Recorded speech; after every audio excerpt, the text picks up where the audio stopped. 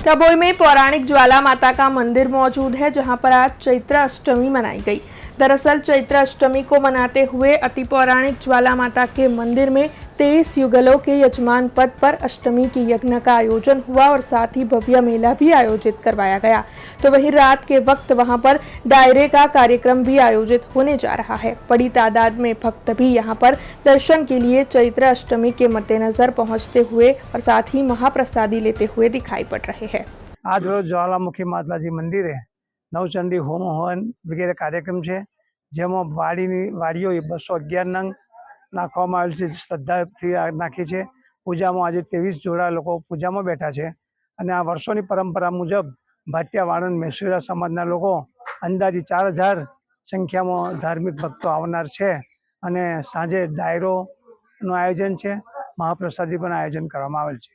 કેટલા વર્ષોથી આ પરંપરા ચાલે? વર્ષોથી પરંપરા ચાલે છે અને એમાં દર વર્ષે આ રીતે ઉજવણી થાય છે। ડભોઈ હીરાબાગોળની બહાર જ્વાલામુખી માતાજીનું અતિ પ્રાચીન મંદિર આવેલું છે। કેટલા વર્ષ જૂનું છે ખ્યાલ નથી, પણ પરંપરાગત અહીંયા દર ચૈત્ર સુદ આઠમના દિવસે મેળાનું આયોજન થાય છે, નવચંડી યજ્ઞનું આયોજન થાય છે અને ભાવપૂર્વક ભક્તિપૂર્વક બધા ભક્તો અહીંયા આગળ માતાજીનો ઉત્સવ ઉજવે છે।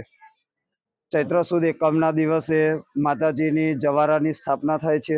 211 જવારાની સ્થાપના કરેલી છે અને પરંપરાગત મુજબ આજે ચૈત્ર સુદ આઠમના દિવસે આ નવચંડી યજ્ઞનું આયોજન કરેલું છે અને આજના દિવસે અહીં આગળ આ 23 જોડાઓ બેઠેલા છે અને ભાવપૂર્વક ભક્તિપૂર્વક માતાજીના યજ્ઞનો નવચંડી યજ્ઞનું આયોજન છે। નવચંડી યજ્ઞની અંદર પૂજા થાય છે, સાંજે મહાપ્રસાદી થાય છે, डायराનું आयोजन થાય છે, सांस्कृतिक कार्यक्रमનું आयोजन થાય છે।